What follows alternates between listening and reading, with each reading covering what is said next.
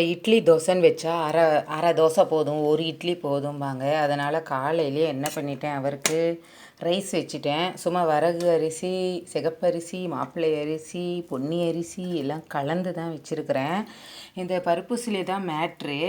என்னென்னு பார்த்தீங்கன்னா, துவரம் பருப்பு ஊற வச்சு ஒரு அரை மணி நேரம் 10 நிமிஷம் ஊறினதுக்கப்புறம் தேங்காய், மிளகா, ஜீரகம், உப்பு, பெருங்காயம், மஞ்சப்பொடி அவ்வளோதான் போட்டு நல்லா கொரன்னு மிக்சியில் அரைச்சி வச்சுக்கிட்டு, வாணலியில் கடுகு, கடலப்பருப்பு, உளுத்தம்பருப்பு, பெருங்காயம், கருவேப்பில்லை இதெல்லாம் போட்டு தாளித்த உடனே நம்ம முருங்கைக்கீரை ஆஞ்சி கழுவி வச்சுருக்கோம் இல்லையா சல்லடையில், அதை தூக்கி டப்புன்னு தட்டி ஒரு வதக்கி இந்த மசாலா அரைச்சி வச்சதை எடுத்து ஊற்றி கொட்டி பெரட்டி எண்ணெய் கொஞ்சம் 4-5 ஸ்பூன் சேர்த்து ஊற்றி பெரட்டினா சரியான பருப்புசிலே. முருங்கைக்கீரையை பொழுதுனைக்கும் வாழைப்பூ போட்டே துவட்டிகிட்டே இருக்கணும்னு அவசியம் இல்லை, செம்ம டேஸ்ட்டாக இருக்கும்.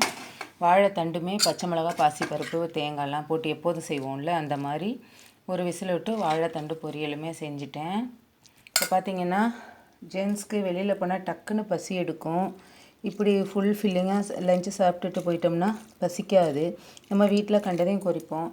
இப்போ பார்த்திங்கன்னா பாலை வச்சுட்டேன், அடுத்தது தயிர் கொஞ்சம் விட்டுருவேன்.